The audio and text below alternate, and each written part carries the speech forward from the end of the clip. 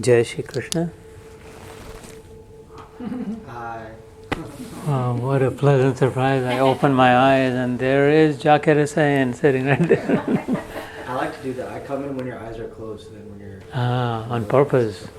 I see. So my meditation is rewarded then.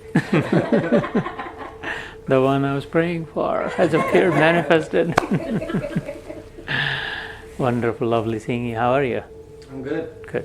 We'll catch up after this a little bit. Madhvi and Mohini are coming also shortly. So, yeah, great. So last time we were recapping Bhagwad Gita, all 17 chapters leading up to. So this is a good session to join, leading up to the 18th chapter, and we stopped at the 17th, and we just entered the 18th. And by way of summary, so we'll take it from there, and then hopefully we actually start the 18th chapter today. I think we will. Is English okay? The Hindi, English, yeah? Okay, great. So the 18th chapter, obviously, as you would imagine, then essentially, the name is Moksha Sanyas Yoga. Moksha is mukti, final freedom, essentially. Being able to let go, like the experience of freedom that, hey, I'm no longer bound. I'm no longer dependent. I'm no longer dependent on what? On external stimuli. My joy is no longer driven by some outside factors. Someone else saying something good to me, someone else giving a gift to me, someone inviting me. There's no FOMO, there's no more, right? None of it. Completely, just the way I am, comfortable in my skin, wherever I am, however I am, not just that wherever you are, however you are, that it doesn't affect my joy. It's the best steady state of mind to have like absolute liberation, not death. It's finally starting to live. It's quite the opposite. Moksha mil gaya kehte marne ke baad moksha prapti ho gayi. It's quite the opposite. The real purport is the opposite. This is when we start to live. Until then, we're living by other people's standards, by other people's expectations, by other people's instructions and prescriptions. We only start to live when we actually experience that I am just as free. No matter how I am, what I choose, it's all good. Not believing, but experiencing. Right? The key is that. Not thinking that, no, I don't want to do this, that. Actually experiencing, absorbing in it. So that moksha, and then sannyas is the being able to let go completely. Everything else, all of it. Samanyasa iti sannyasa Sanskrit.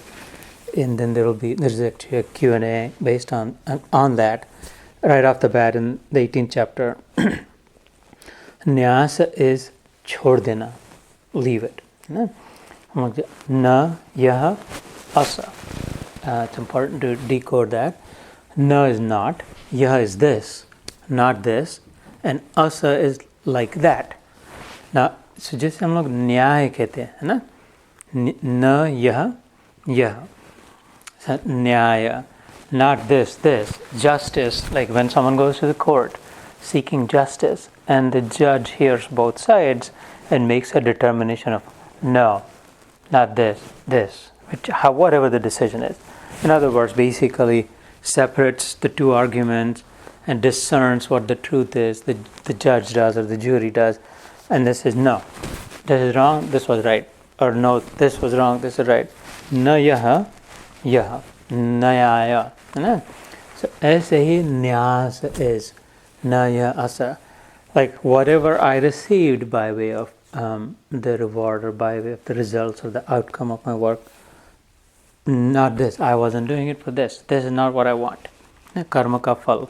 So just to set the context, and we'll decode this further, but just realize that nyas is letting go with the idea, with the thought that not this fruit of labor, the reward of what I performed, is not what I seek, is not what is going to bring me the joy. Like during meditation, I was saying, Diwali ho, itna khaya, itna piya, idhar gaya, udhar gaya. But what are we left with? In the end, exhaustion, consumption. We're not permanently energized. Like there hasn't been a Diwali in our 50, 60 Diwalis, 40 Diwalis, however many Diwalis that has said, okay, this was it. This was the Diwali forever. Every Diwali leaves behind what's in Hindi called Diwala, which is bankruptcy. Right? So because then we're still looking for joy. Okay, well, Thanksgiving, who's coming? What are we cooking? Where are we going? Right? And then after that, there's the Christmas. Do we have time off? Or what's the Black Friday? Where's the good sale? This is a bankrupt as far as joy is concerned. Constantly, and then the New Year, and then here we go again, another year. That's how bankrupts live, hand to mouth. And it doesn't matter how big the house is or how many Teslas we have, or all that. This is a bankrupt's life. Because we're still begging for joy. So that's a Diwala. इसलिए मैंने ध्यान के समय जो कहा, संतों ने कहा, सदा दिवाली संतन की. Sada is forever, effortless, spontaneous. Santa is vasana के लिए कहा, से antah sa santa, those whose desires have ended. Antah, sa antah, santa. So, in the 18th chapter, then, by way of two things happen. One, really three things happen. Shri Krishna, please come in. One, so this is the longest chapter in the Gita, as one would imagine. The second chapter is the second longest, 72. This is the longest chapter. Generally speaking, there are three things happening here. One is the summary of everything, all the first 17 chapters, like we've been building up to it. Second is also finishing what was started. 17th chapter was Shraddha Traya Vibhag Yoga. Now remember, this was not this was a conversation. This was not like chapter 1 ho gaya, let's go take one function break. Chapter 2 ho gaya. There was a war, there was a battle about to happen. Every opponents were chomping at the bit.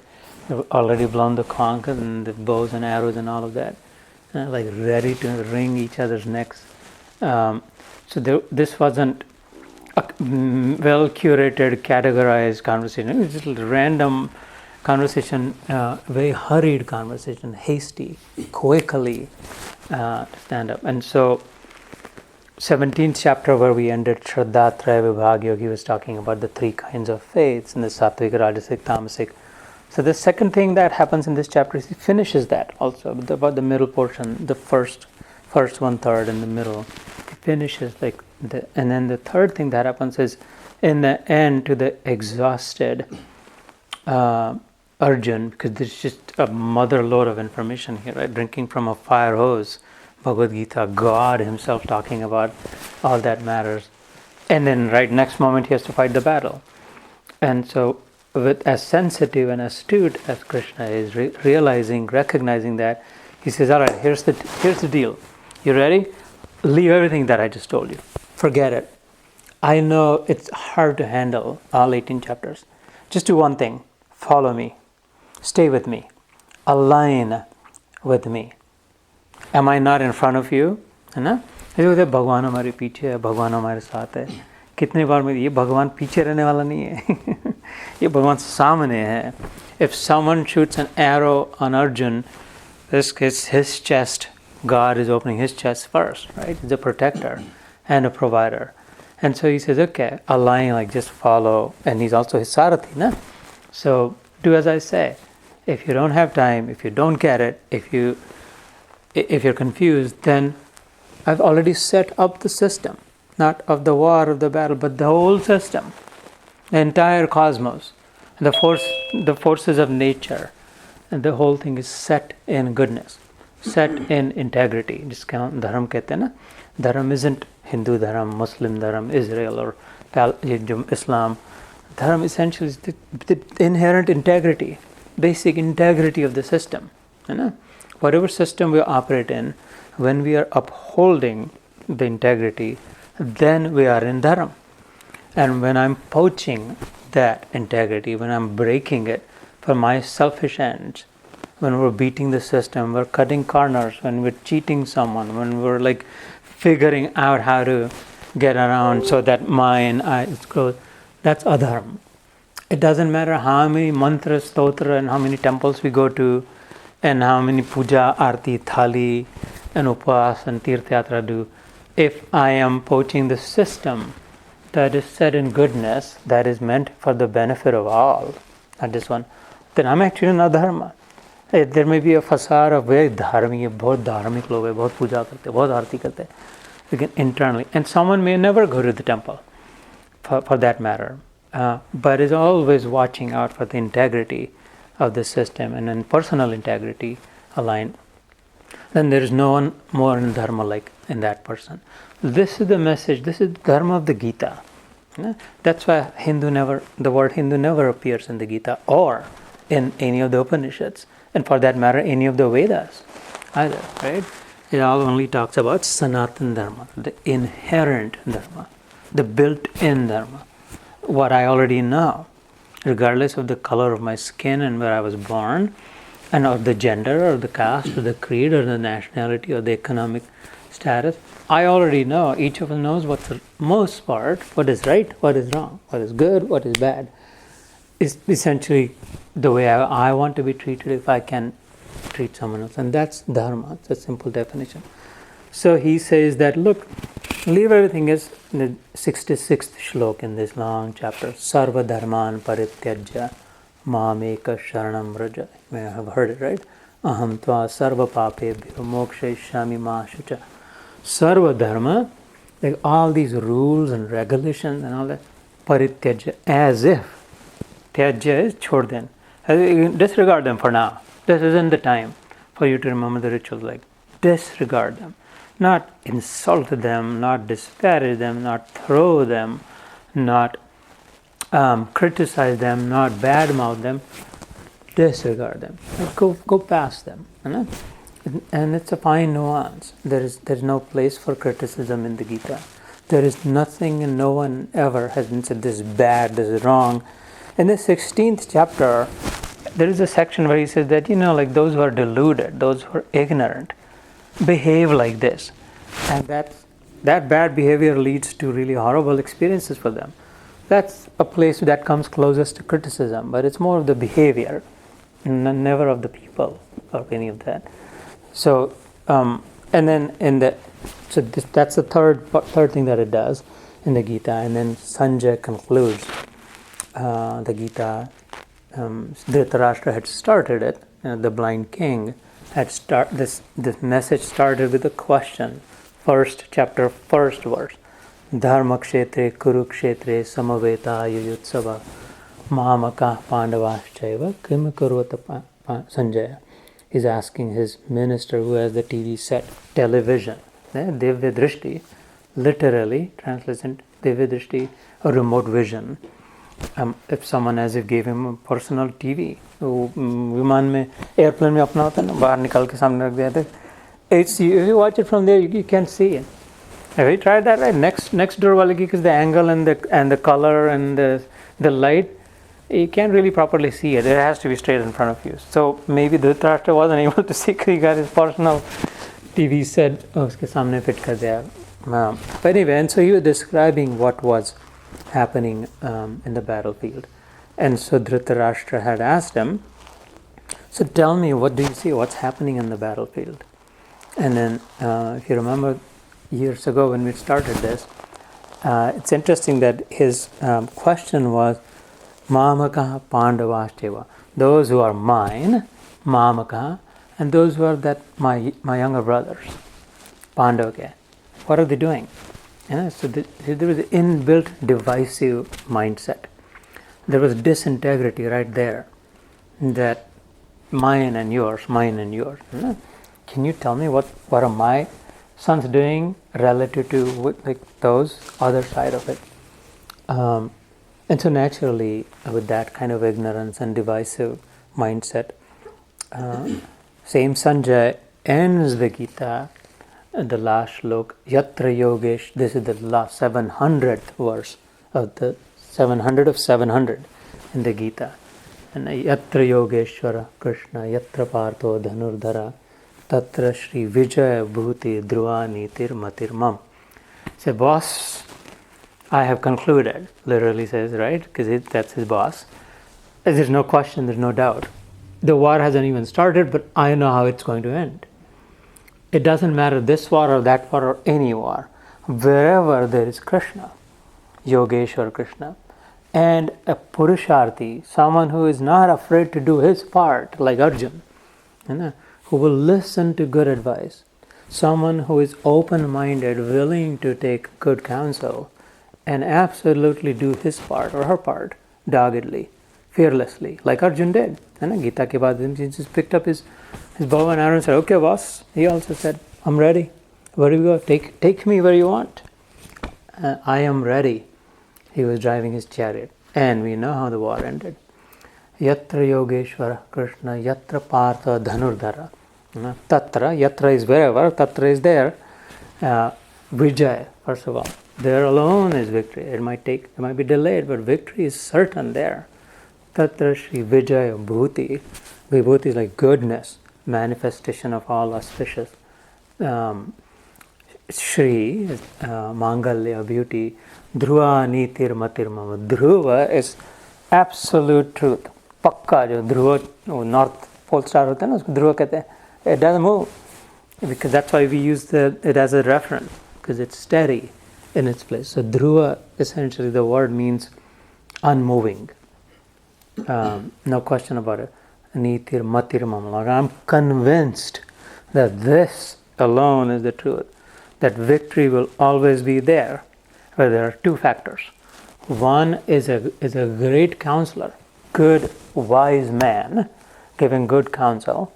And the second, a fearless hero, like Arjun, who is open-minded and wise enough to receive the counsel and then perform according to that. And I see here both of them. I see the wise man in Krishna, and I see the fearless, good person who will take the good advice in Arjun. Therefore, I'm convinced, he says, that this is going to win. I'm sorry, I know your sons are fighting and I know I'm on your side, but I can't lie. This is live, real TV. I cannot say that, no, India is winning. Absolutely, I am looking at the wickets falling and there's only this many runs to make in these many hours. It's obvios, boss. Too soon. Yeah, I'm telling you that this is going to happen. Yeah, of course, miracles can happen, but not here, not this time. So, and that's how the Gita ends. So the very first word of the Gita was dharma. Dharma, first verse, first line, first chapter. Dharma kshetre kurukshetra kaha tha na. The first is dharma. The last word of the last verse is mama, which means mine. So dharma and mine, my duty, in the entire Gita wraps up. It's as asking essentially as if, what is my duty, my Lord?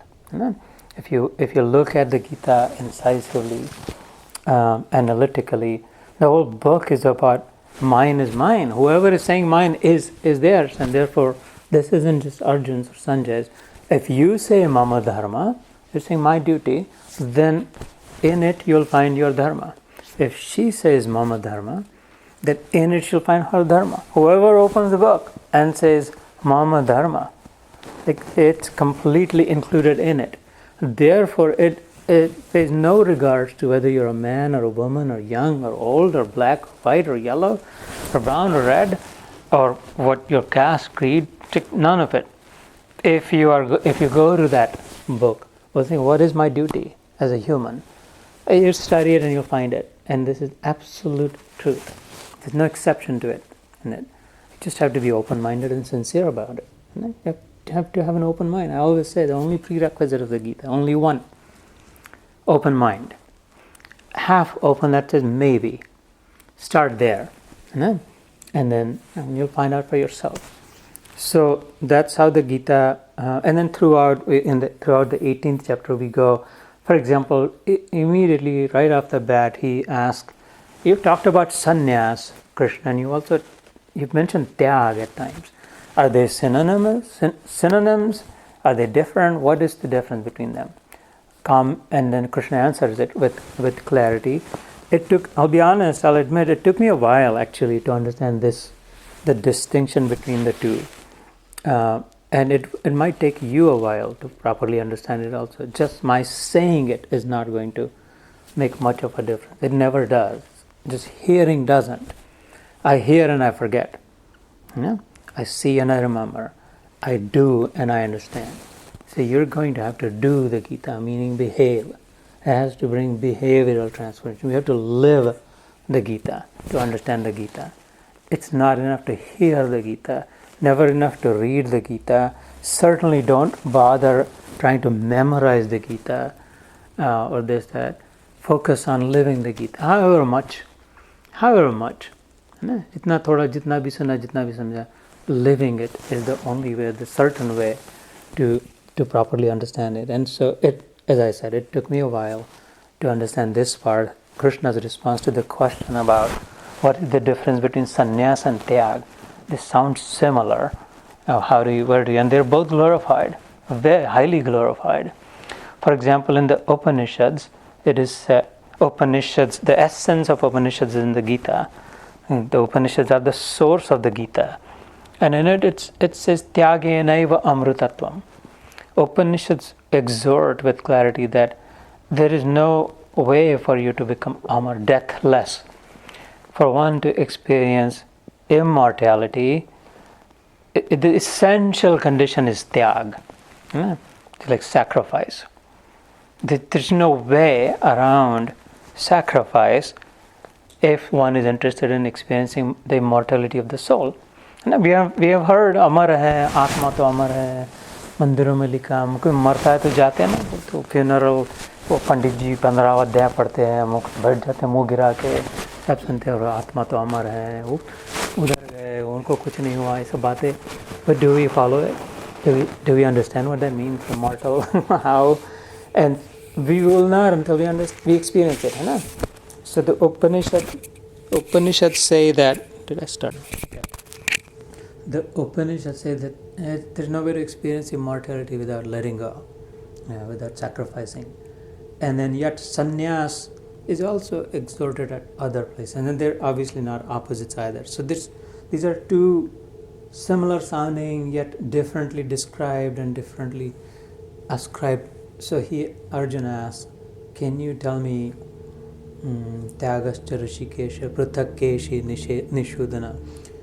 Keshi Nishudan is the name of Krishna. There was a story associated why Keshi was a demon and he'd killed that demon. But he said like Prathak is separate. The word Prathak means can you separate it out? Can you separately describe sannyas and tyag for me so that I can properly understand it? This is where the Gita starts, 18th chapter starts, which is where we now have started. And then, so Krishna says, Kamyanam karmanam nyasam, sannyasam kavayo vidu, sarva karma phala tyaga, prahus tyaga vichakshana. And so I'll slow down to decode that a little bit and we'll get more into it. Kamyanam karmanam nyasam. Kamya karma is duty, right? Task rather. Whatever we're doing, any action, any task, any chore, anything we do is karma essentially, an act. But if it is motivated by kamyanam, self-motivated, like I want something from this. In the beginning, so the distinction is like before starting something, any task, any chore, any work, if I have a desire, if I have a resolve in my mind that I am going to do this so that I may get that. I haven't started yet, but the thought is in my head that so I may receive that, I am going to do this. So usme kamana hai na, there is a seed of desire. The only reason I'm doing this because I'm hoping that I get out of this. I am starting this so that they will say this and they will do that and then this will happen, that and connect that and then ultimately this will happen. So us uddesha say with that kind of motivation, personal motive, selfish motive, something that I really am hoping to get from myself, and I'll explain why that is. So kamyanam, karmanam, usko jab chhod diya nyasam. Now we've talked about nyas, na ya asa, ऐसा नहीं है. काम्यानाम कर्मणाम न्यासम संन्यासम, उसको संन्यास कहते हैं. ऐसे कामना से जो कर्म न करे, जो भी कामना प्रेरित है वो सन्यासी जो those who wear saffron robes and like they don't marry and then they just leave. Anything that they do, whatever they do, they don't have a house, they don't have a wife or kids, they don't have a job, they don't have a car, they don't need to worry about where am I going to charge my Tesla, it's running out or whatever gas. There's no worries. So there is technically supposed to be, in theory, I don't know how far it's true, it's supposed to, whatever they do, they're wandering monks, है ना? साधु है घूम रहा है, वो पेट का खड्डा भरने के लिए भिक्षा मांग के खा लिया, हो गया, कहीं पर हाथ पे रख के सो लिया, वो कटोरे में पानी लेके पी लिया और फिर अपने अभ्यास किया, वो लोगों को बताया, हो गया फिर ऐसा. So there is nothing for them of selfish reason. Whatever they do, wherever they're going, there is no resolve in their head. I'm going to go there, therefore I'm going to talk to the king and impress the heck out of him, and then I'll get this or whatever. Or I'll have my ashram, I'll have so many disciples. It's nothing like that. Supposed to be, technically, in theory. No? So they are existing their entire lifetime without any personal selfish desire. So उन्होंने न्यास छोड़ दिया है. काम्यानाम कर्मणाम न्यासम संन्यासम कवयो, उसको संन्यास कवयो विदु.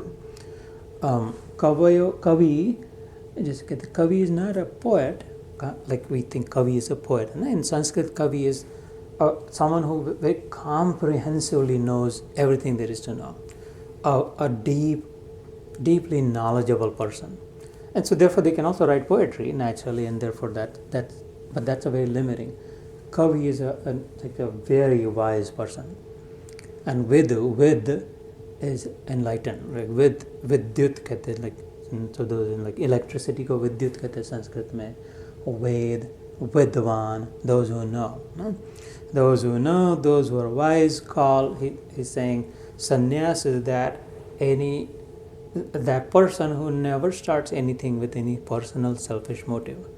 Kamyanam, karmanam, nyasam. Leaving the sannyasam kavayo. And tyag, sarva karma phala tyaga. Prahu tyaga vichakshana. Whatever act you perform, whatever it results in, when you are detached from the end outcome of it. So, as I said, it took me a while to understand this. It might take you a while also, but it is very helpful to process and understand this. Here's how I would say, for sannyas, it's the beginning resolve. Am I starting whatever I'm starting so that this little me, the person, the body, the human, will get something out of this. The name and the form that I've misidentified myself to be. I'm a man with this name and with this form, and I need to grow my name and my wealth and my fame and my degrees and my entitlements. I need to grow, and therefore I'm starting to do this. I want to become popular, I want to get more contacts, I want to, this for whatever. Is my motive that? So in the beginning, when we let go of that, before starting, that's the sannyas element of it. Whatever I perform is going to result in something. There is absolutely going to be an end result of that. It could be good, it could be bad, it could be something I like, something I want, something really I don't like, I don't want, whatever it is. When I, though, detach from the end result of it, that's tyag. No? So, I'll say it again and try to say it differently. Perform we must. And in the 3rd chapter, God says, like, there is nothing created ever, no creature, not an ant, not a mosquito, let alone a human, that can live without performing something. You have to. You always do perform. But it's a motive, it's the intention, right, that causes tension within, depending on how pure or impure it is what determines how we feel at the end of that. And so I have to perform. I came here, I'm talking, you came here, you're listening, whatever, right? If I didn't come here, I'd go somewhere else, do something else. If you weren't here, you would go something. For people always do. You could be sleeping, you could be whatever. You decided to come here. So we don't have a choice of not performing. We do have a choice of what do we want to perform and how do we want to perform. But not of like, I'm not going to do anything. Because even when you're not doing anything, you're still doing something. You're breathing, you're thinking, you're eating, you're whatever, sleeping. Those are all acts you're willfully performing. And so at the beginning of every task, if I'm driven by personal selfish motive to aggrandize, to gratify my little self that has this name and this form, the body, human, then that's going to bind me. How? That is further solidifying my ignorance that that's all there is to me. That I'm a man, my name is this, I look like this, and I belong to this dharam, and I'm this, that. So it's further solidifying my ignorance, my misidentification more and more. And therefore I'm going downward, I'm degrading, I'm becoming more and more like an animal, eventually going downfall. And in the end of after whatever I performed, whatever happens, win, lose, neither any of that. Because it doesn't bother me whether our team won or lost, or me meaning you, and any of us, because it wasn't for that I was watching or playing or any of that. No. I happen to be skilled at it. I can actually hit the ball really well, or I can throw the ball very fast, and therefore I'm drafted in the team, and therefore I'm doing it, not with the feeling of vengeance. So that's Sanyas and that. So a section of the Gita of the 18th chapter is spent on that. Following that, we will see that he says that, and because anyway, whatever happens, any result of any act that anyone ever performs, the performer is only one of the 5 factors. It's like there are 5 factors always at play that collectively determine the end result, the outcome of it. The greatest victories and the most horrific losses have been concocted by these 5 forces, of which the performer is only one. The best batsman, the greatest batsman, or the horrible bowler, or the Israel Hamas, whatever happened, then the greatest scales are the tiniest little task. Good, bad, ugly, win, loss, all that, mixed results. These 5 factors are always playing together, and of which performer is the one, karta is one. And here we are saying, I won, my team won, or I lost, and aren't I so bad, I'm terrible, I'm horrible. We're disparaging ourselves. I'm so stupid, I'm so I don't know what happened to me. He says, no, you're not stupid, you're just one of the 5. There are 4 other things that made sure that this doesn't happen. No, it wasn't going to happen. So if you divide 100 by 5, you get 20. No? 20, 20, 20. Even if you're the best performer, and you absolutely prepared your best, and you actually delivered the darndest best, you can only ensure maximum 20% success. That's failure on arrival. 20% को कौन पास करेगा? 40% से भी नहीं होगा, है ना? You need 60% pass, जैसे हम कहते हैं. So the best of the best of the best are already a fail. Like guaranteed failure, every single time failure. And so why take so much stress? Why be so worried about the result of it? And the best of the performers who have won have only contributed maximum 20% to their victory. There are 4 other bigger forces than the performer who have contributed a whole lot for that victory to happen. So this is the 14th verse in the 18th chapter. What I just talked about is described in 18th chapter, 14th verse. And then he says those 5 factors are adhishtanam, tata karta, karanam cha pratagvidam, vividas cha pratak cheshta, devam cha adidevam. He says that these 5 factors, one is adhishtan, which is the founding principle. I'll explain that. Second is karta, the doer or the performer. Third is बिल्कुल, और ये record होता है तो I'll send it also, or we can talk separately.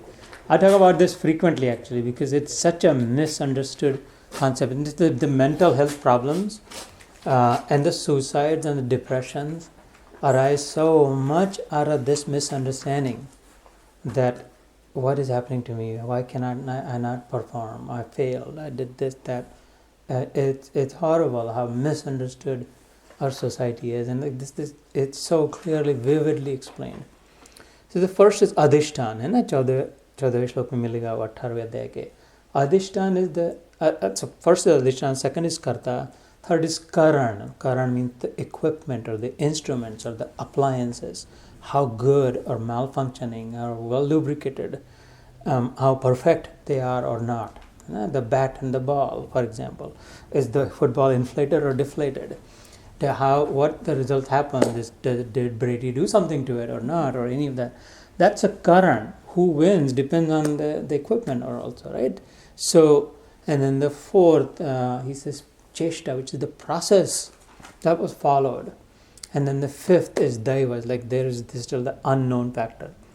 So if we were to take that slowly and decode that, adhishtan is the founding principle. Just a gravity, for example, is a founding principle. And if I throw anything up, it's going to come down.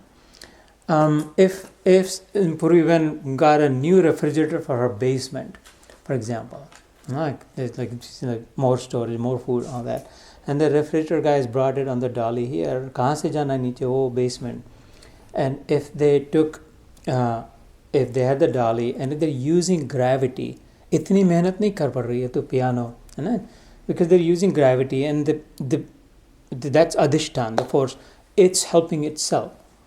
And yet उसको ऊपर पुराने refrigerator को ऊपर लाना हो तो खींच के लाना पड़ रहा है, because they're working against the principle, against gravity, है ना?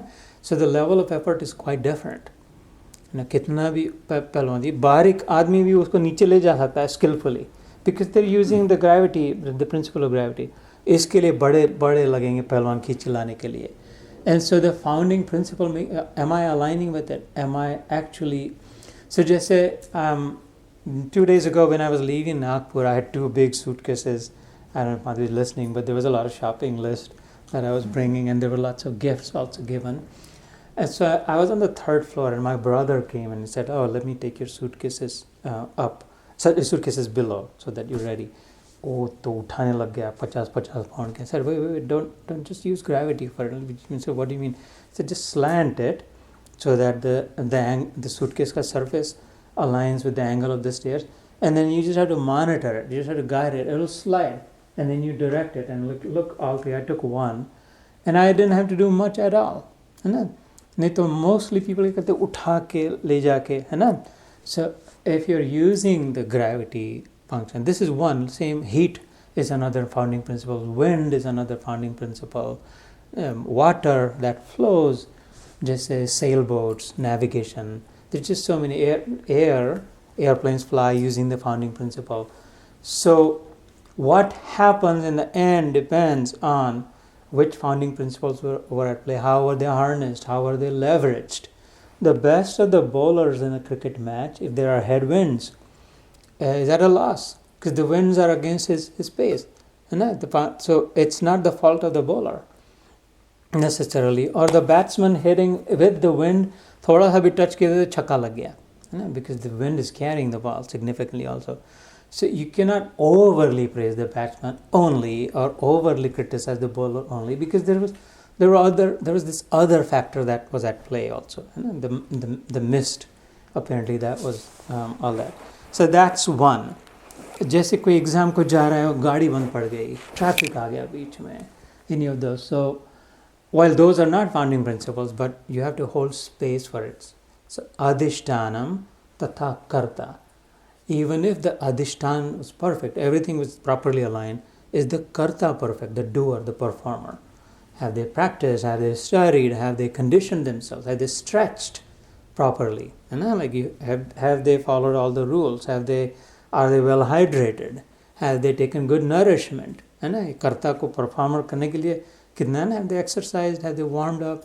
नहीं तो कितना भी ना, if you don't warm up, if you don't condition, you just straight उठाने जाए तो नीचे गिर जाए, पड़ जाए. So ये सब किया, and then actually is a strong performer also. So adhishthana tatha karta. Karan is the equipment. Was the bat right? Was the ball right? Was the bulldozer operating properly? वो चेन ब्रेक हो गई और नीचे गिर गया, So it was not the fault of the performer. What happened depended on how the equipment, the appliance, the mixer, the mixie, the roti maker, whatever, the refrigerator, the garbage disposer, your car, the battery, the flat tire, any of this. So don't only blame yourself. Don't only blame your son. Don't only blame your wife or husband or your boss or your employee. Like, be smart, don't be dumb. In other words, right? You're focusing the 20% in the gali there is, you idiot, you stupid, you did this. No, there were 4 other big beasts behind it. This was a little guy, your kid, who was trying to do the best. And the same with us. Don't disparage yourself. You are not stupid. You are not dumb. You're not a failure. You're not just such a loser. That's not true. No, it's quite the opposite. So the equipment is the third. The fourth is the process. Well, see how technical it is. What kind of process are you following? कितनी बार हम लोग कहते हैं संजीव भाई in the corporate world, the process is dysfunctional. The process sucks. You go to India and you're like, there's no process. Nobody follows the process. Mm-hmm. There is a process. There is a traffic light. There's this stuff. No one follows the process. Maybe. So how good is the process designed, defined, and how well is it followed? Is that not going to determine in the end what happens? So is it only the performer? Is it really smart to blame? So there is the founding principle, there is the performer, there is the equipment or the appliance or the instrument, the doctor performing the very fine surgery, how fine-tuned the tweezers or scissors or the microscope or whatever it is, the more refined in the US versus in a village in India, very crude appliances, the results are going to be, the doctor isn't bad doctor, the doctor isn't a good doctor. Well, what they have, the resources they have access to are very good and very bad. So it isn't the doctor who was responsible. Maybe, but in addition to that, there are other forces also. And so we have to take into account the whole thing. और ये चारों होने के बाद कहते हैं and there is daiva. There is still the unknown. Daiva is the unknown factor. ये चारों भी perfect हो गए तो भी at best you can assure 80% success, because you don't know एन वक्त पे कहाँ से भूकंप earthquake हो जाएगा, है ना? एन वक्त पे कोई 200 लोगों hostage लेके जाएगा. There's the music festival going on, all this or whatever, and then like suddenly from nowhere gunmen will show up or school में show up होंगे. Daiva जो है, this was completely unknown, unpredicted, and then suddenly happened. So this random, literally in the sense of the word, this random attribute, the randomness जो होता है वो भी उसके लिए. So इतना सारा मिलके रिजल्ट हो रहा है कि इसको A grade मिला, इसको मेडिकल में एडमिशन मिली, someone who failed, someone who just didn't succeed, or someone who's like got third victory in a row. They all, no one person should be overly glorified, no one person should be overly disparaged, even if it is Trump or this, that. There is the whole system that's working to achieve equilibrium. The system is set in goodness. And the more disturbance there is, the system is working it out. It's a dynamically intelligent system. Those are carefully chosen words. It's an intelligent system, very cognizant, but dynamically, meaning it's self-adjusting, self-governing. Depending on how the circumstances are changing, it's constantly adjusting itself. जिस system में हम रह रहे हैं, जिस system के हम part है, we're not separate from the system. We are that system. We're also cognizing, we're also observing, we're also adjusting, we're also manipulating, we're also making the changes that we need to make for goodness to prevail, for joy to happen, for there to be peace. अपनी अपनी दृष्टि से. So the whole thing collectively is constantly working to bring equilibrium, steady state के लिए. But we focus narrowly only on a 4-year span of the election or the government, or just 8-year span of this minister or whatever. But the system is looking holistically. इस broad mind, open mind से जो अगर देखे then there is a lot of space for peace. There is a lot of space in the mind to realize that there's actually nothing bad. I don't understand, therefore I think it is wrong. But इसलिए भगवान and में कहते हैं, if this is too much, तेरा fuse उड़ रहा है बार बार, फिर से फ्यूज लगा, फिर से उड़ गया, तो trust me, I'm telling you, just follow and go with me, come with me, and you'll see in the end what happens, how it leads. Just one thing. And so this is where we'll pause and invite reactions. Yeah. Okay. Now, when you say that, like, don't always blame yourself. It's only 20%, but you can only do that if you do the flip side, which is don't take credit when something great happens. Just remember you were only 20%. Yeah. So because you can't have one without the other. Absolutely. So that's the difficult part also. Yeah. And we get carried away in both. Like when we're just like going on a ride, like just absolutely feeling great, and I was like, am I not this? Am I not that? This, all that, or my team, or my country, or my religion, or my guru, or my ashram. There's no end to it. We just keep glorifying me, mine when things are going good, and the opposite of it.